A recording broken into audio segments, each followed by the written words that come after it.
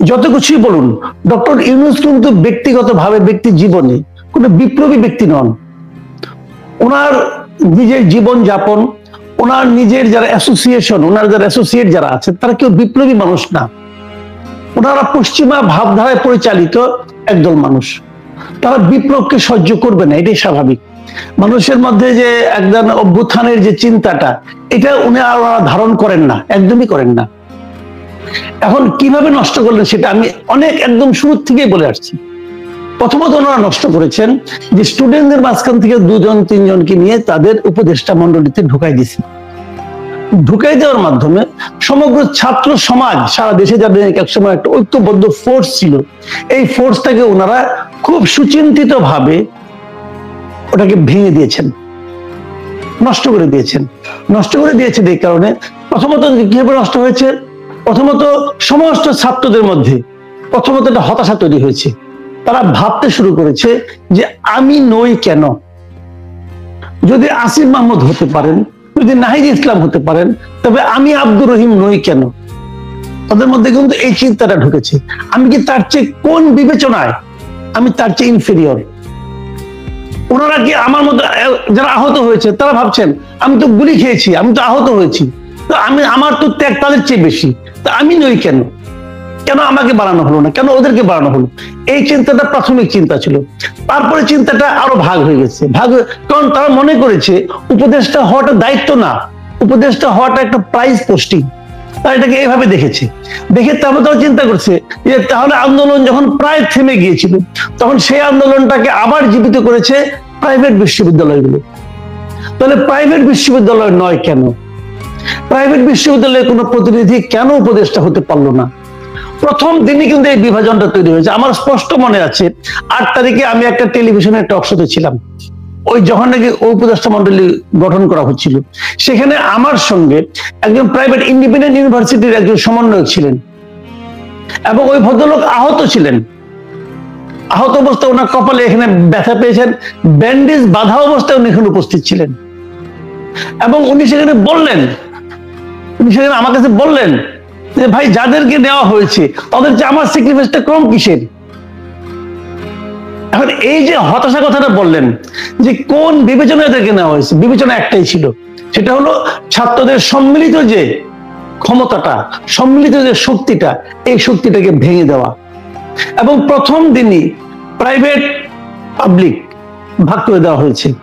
কোন ইউনিভার্সিটিতে কয়জন মারা গেছে ভাগ করে দেওয়া হয়েছে, কোন ইউনিভার্সিটিতে কত আহত হয়েছে ভাগ করে দেওয়া হয়েছে, নারী পুরুষের অবস্থান ভাগ করে দেওয়া হয়েছে।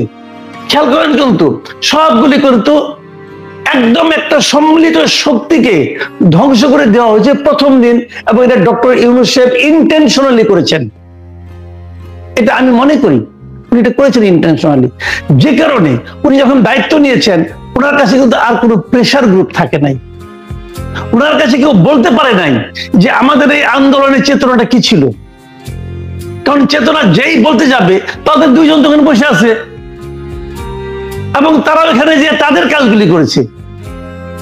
তো এই যে জায়গাটা, এই জায়গায় আমি তো মনে করি যদি না থাকতো, যদি এমন হতে পারতো যে ছাত্রদের কাউকে এখানে নেওয়া হতো না, না নিয়ে ছাত্রদেরকে বলা হতো যে তোমরা একটা প্রেসার গ্রুপ হিসেবে থাকো, তোমাদের যারা সমন্বয়ের কাছে সারা দেশে কোনো কেন্দ্রীয় সমন্বয়ক তো ছিল না, আন্দোলনে কোনো একক নেতাও ছিল না, আন্দোলনে একটা কালেকটিভ লিডারশিপ ছিল। সেই কালেকটিভ লিডারশিপে যদি বলা হতো যে তোমরা দেখেন, ওই কালেকটিভ লিডারশিপ থেকে কিন্তু উনি চুজ এন্ড পিকের ভিত্তিতে 2 জনকে চুজ করে নিয়েছেন, পরে আরেকজনকে নিয়েছেন, 3 জনকে। তৃতীয় যাকে দিয়েছেন তাকে আবার মাস্টারমাইন্ড বানিয়ে দিয়েছেন। কেন মাস্টারমাইন্ড বানিয়ে দিয়েছেন? ওই কারণে, ওই বিভক্তিটাকে আরো শার্প করার জন্য। তারপরে কি হলো, যদি সবগুলি ফিরে রাখতেন উনি যে তোমরা ওভাবেই থাকো, তোমরা একটা এই কালেকটিভ লিডাররা বসে প্রতি মাসে আমাদের সঙ্গে তোমরা বসবা, বসে তোমরা আলোচনা করবা তোমাদের কি প্রত্যাশা আমাদের কাছে ছিল এবং আমরা কি পারি নাই, এটা নিয়ে আলোচনা হবে। তাহলে কিন্তু এই সরকার গণঅভ্যুত্থানের চেতনার মাধ্যমে পরিচালিত হতে পারত। তা কিন্তু হয়নি। আপনি দেখেন যাদেরকে নিয়ে উনি উপদেষ্টা পরিষদ করেছেন, তাদের মধ্যে কয়জন লোক এই গণঅভ্যুত্থানের চেতনাকে ধারণ করে বলেন আপনি? আমি তো আপনাকে হিসাব করে দেখাই দেব। এদের মধ্যে শতকরা 80% লোক কখনো এই অভ্যুত্থানকে, এই আন্দোলনের সঙ্গে শারীরিক, মানসিক, আর্থিক, বুদ্ধিবৃত্তিক কোনোভাবেই তারা সম্পৃক্ত ছিল না, কেউ ছিল না। তো যারা এর সঙ্গে কোনোভাবে সম্পৃক্ত ছিল না, তারা কিভাবে এই চেতনাকে বাস্তবায়ন করবে, কিভাবে করবে? তারা এসে এখানে নিজেদের অবসর জীবন যাপনের জন্য কিছু সুযোগ সুবিধা নিয়েছেন, এবং যারা আগে আওয়ামী লীগ সরকার দ্বারা ক্ষতিগ্রস্ত হয়েছেন তারা প্রতিহিংসার চরিতার্থ করেছেন। কিন্তু এর মধ্যে আন্দোলনের যে চেতনা সেটা হারিয়ে গেছে, সেটা বাস্তবায়িত হয়নি। যে কারণে আজকে যে প্রেসার গ্রুপটা হচ্ছে, আমার দুঃখটা কোথায় সেটা আমি বলি আপনাকে। যারা এই প্রেসার গ্রুপ করছে তারা যদি তাদের প্রত্যাশিত পদ এই নতুন যে জাতীয় নাগরিক পার্টি এখানে পেত, তাহলে তারাও কিন্তু আর এই প্রেসার গ্রুপটা করতো না। আমি ঠিক এটি জিজ্ঞেস করতে চাইছিলাম যে ভিন্ন উদ্দেশ্য আপনি যেটি বলছিলেন যে সেটি ক্লিয়ার না। আপনি একটু আগে বললেন যে যারা অন্তর্বর্তী সরকারে গেছে তারা নানান সুযোগ সুবিধার জন্য গেছে, অবসর সময়ে সুযোগ সুবিধা নেওয়ার জন্য। আমরা অতীতে দেখেছি যে যখন শ্রমিক আন্দোলন হয় কোনো প্রতিষ্ঠানে, কোনো কলকারখানায়, তখন মালিক পক্ষ শ্রমিকদের একটি অংশকে নানান রকমের সুযোগ সুবিধা দিয়ে শ্রমিকদের মধ্যে ভাঙন ধরাতো। আপনিও অনেকটা তাই বললেন যে ডক্টর ইউনূস ছাত্রদের মধ্যে তারা যে এক ছিল তাদের মধ্যে ভাঙন ধরিয়েছে তিনজনকে নানান রকমের সুবিধা দিয়ে। এই সুবিধা পাওয়ার কারণে অন্যরাও উৎসাহিত হয়ে নতুন দল করছে কিনা, আমি সেই উদ্দেশ্যটি জানতে চেয়েছিলাম যে আসলেই কি তারা, আপনি যেটি নিজেই প্রশ্ন করলেন যে এরা যদি নাগরিক পার্টিতে পদবি পেত তাহলে হয়তো এই প্রেসার গ্রুপ নামে যে প্ল্যাটফর্ম করার কথা বলছে সেটি করতো না। তার মানে কি তাদের প্রেসার দেওয়াটা মূল উদ্দেশ্য নয়, তাদের উদ্দেশ্য সরকারের কাছ থেকে কোন রকমের সুযোগ সুবিধা পাওয়া, সেটি আমি ভিন্ন উদ্দেশ্য। আমি আপনাকে এখানে একটু আমি বলি আপনাকে, আপনার মানে এক ধরনের যেভাবে আপনি লজিক্যালি প্রশ্নগুলি করলেন সে ঠিক আছে, বাট এখানে মানুষ তো সম্পূর্ণভাবে লজিক দেওয়া চলে না, এখানে অন্য কিছু বিষয় যুক্ত হয়ে যায়। আমি যে কথাটা বলছিলাম ওটা ধারাবাহিক ভাবে বলি, তাহলে এই প্রসঙ্গটা আসবে। ধারাবাহিকতাটা কি, যে তিনজনকে তারা নিয়ে কিন্তু ভেঙে দিয়েও তারা আবার করলো কি, নতুন একটা দল করার জন্য ডক্টর ইউনূস এদেরকে অনুপ্রেরণা দিল যে তোমরা একটা দল করো। কেন বললো এই কথাটা? বললো এই কারণে তাদের মধ্যে আরেকটা বৃহত্তর লোভ ঢুকিয়ে দিল যে তোমরা তো ক্ষমতায়ও যেতে পারো, তোমরা কেন আমাদের সহযোগী হবা, তোমরা নিজেরাই ক্ষমতায় যাইতে পারো, তোমরা নিজেরাই দেশ চালানোর যোগ্য। এই যে কথা, এটা কিন্তু সম্পূর্ণভাবে একটা, মানে আমি মনে করি একটা মিথ্যা আশ্বাস, মানে সামনে একটা মূল ঝুলিয়ে দেওয়ার মতো হলো, দিয়ে দিল। এবং ওইটাকে আরো এক দফা অগ্রসর করার জন্য ওনার প্রেস উপদেষ্টা যিনি আছেন তিনি বলেই বসলেন নাহিদ ইসলামকে যে আগামী দিনের প্রধানমন্ত্রী। মানে কত বড় প্রতারণা, আমি এটা খেলে বলছি আর কি। তো তাকে বলে আগামী দিন, মানে এদের মধ্যে একটা ধারণা ঢুকে গেল যে এই সরকার বুঝিয়ে আমাদেরকে আগামীতে সরকারের দায়িত্বে পৌঁছায় দেবে, দিয়ে তাদেরকে দল করাইলো যে এখন তোমরা তাহলে এটা নিয়ে থাকো। এই একটা প্রলোভন, আরেকটা মূলা যে তোমরা আগামীতে সরকার হচ্ছ, সরকার গঠন করতেছ, আর সরকার না হওয়া পর্যন্ত সরকারের নানা রকম সুযোগ সুবিধা তোমরা তো ভোগ করতেই আছো, ওটা এখনই করতেছি, দেখতেই পাচ্ছেন।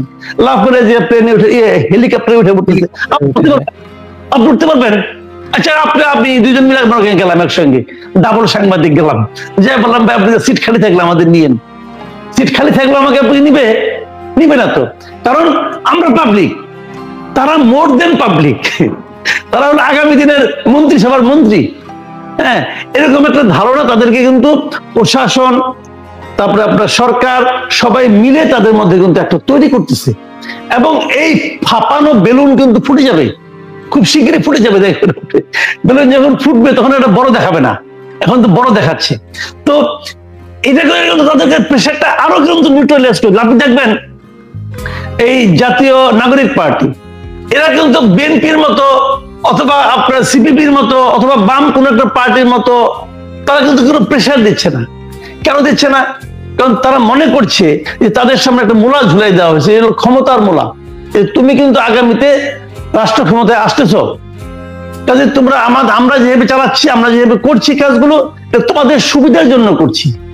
এবং ওরাও ভাবতে ভালোবাসে যে আমাদেরকে এরা সুবিধা দিচ্ছে, আমাদের জন্য নির্বাচন বিলম্বিত করছে, যাতে আমরা সারা দেশে আমাদের প্রভাব বিস্তার করতে পারি। একটা পদ্ধতি কিন্তু আছে। যে কথাটা বলছিলাম যে ওই যে কয়েকজন জামাতের যে কয়েকজন যে অনেকে নতুন প্রেসার গ্রুপ হতে যাচ্ছেন, ওনাদেরকে যদি এই জাতীয় নাগরিক পার্টিতে অন্তর্ভুক্ত করা যেত, চেষ্টা কিন্তু হয়েছিল নানাভাবে, যদি যেত তাহলে কিন্তু ওনারা আজকে প্রেসার গ্রুপ করতো কিনা আমার সন্দেহ আছে। হয়তোবা করতো না, আমি জানি না, কিন্তু আমার সন্দেহ আছে। আমি মনে করি ওনারা ওই পদ দিয়ে সন্তুষ্ট থাকতো যে আমরা তো কিছু একটা পেলাম। আচ্ছা, ওনাদের যদি প্রেসার গ্রুপই করতে হবে, ওনারা তো একসময় শিবির করছেন। শিবির তো একটা আদর্শ ভিত্তিক দল, তাই না? শিবির তো আর বিএনপির মতো আওয়ামী লীগের মতো না যে সকালে আওয়ামী লীগ বিকালে বিএনপি, এরকম তো হবে না। যে শিবির থাকে সে শিবিরই থাকে, কারণ তারা একটা আদর্শের উপর নির্ভর করে চলে। তো তারা তো আলটিমেটলি জামাতেই জয়েন করতে পারতো, কারণ জামাত নিজেই তো একটা প্রার্থী, জামাত নিজেই তো ক্ষমতার দাবিদার। তো তারা তো ওই ক্ষমতার সঙ্গে যাইতে পারতো। তা না যে তারা আলাদা একটা প্রেসার গ্রুপ নিয়ে থাকলো কেন? থাকলো এই কারণে যে তারা আসলে এখন মানে যে না পেরে বিপ্লবী হয়েছে, পাইনি বলে বিপ্লবী হয়েছে, এবং এই বিপ্লব তাদের মুখ রক্ষার জন্য তাদেরকে করতে হচ্ছে। তবে এত কিছু ব্যাখ্যার পরেও আমি কিন্তু তাদের এই যে প্রেসার গ্রুপ হিসেবে থাকার যে আকাঙ্ক্ষা, এই আকাঙ্ক্ষাকে কিন্তু আমি সাধুবাদ জানাই। আমি মনে করি এটা ভালো। যত বেশি প্রেসার গ্রুপ হবে তত ভালো। আমাদের এখানে অনেক দল আছে, মানে এলেবেলে দল। এই যে গতবার তো আমরা দেখলাম, গতবার জানুয়ারি নির্বাচনের আগে আমরা দেখেছি, এই যে 24শে জানুয়ারি যে নির্বাচনটা হলো, তখন আমরা দেখেছি না হঠাৎ করে 2-3টা দলকে দেওয়া হলো, বিএনএম, হলো বিএনএফ, নানান এই টাইপের অনেকগুলি দল। সুপ্রিম পার্টির কথা নিশ্চয়ই আপনি খেয়াল আছে যে পার্টির অস্তিত্বই নাই, সেটাও কিন্তু আমাদের নিবন্ধন পেয়ে গেল। তো ওই সমস্ত দলের কোনো আসলে গুরুত্ব নাই, কারণ ওইগুলির মধ্যে কেউ নাই, আমরা জানি, সবাই জানি। এখন ওই যে আপনার আওয়ামী লীগের সঙ্গে যে দলগুলি ছিল, অনেক দলই আছে, খুচরা মুচরা দল ছিল, যাদের এক দল, এক ব্যক্তি এক দল।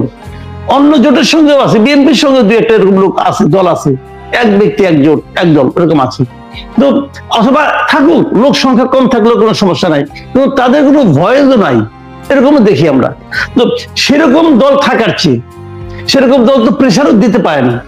সেরকম দল তো খালি অনুগ্রহের দিকে অনুগ্রহ এবং কৃপা ভিক্ষা করতে থাকে তারা, যে আমি কথাটা বলবো, ওনাদের সঙ্গে আসি, বড় মানুষের আশেপাশে থাকলেও তো একটু সুবিধা, ওইভাবে আসি, যদি কিছু পেয়ে যায়, এরকম তাদের চিন্তা। অনেকে আছে মানে পাঞ্জাবির পকেটে প্যাড থাকে, এক পকেটে প্যাড আর এক পকেটে সিল থাকে, কিছু একটা ঘটলে লেখা সিল বেড়ে দিয়ে পত্রিকা পাঠায় দেয়, এরকম দল তো অনেক আছে রে ভাই। এটা সাংবাদিকতা করতে যে আমিও দেখছি, আপনিও দেখছেন, এটা তো নতুন কিছু না।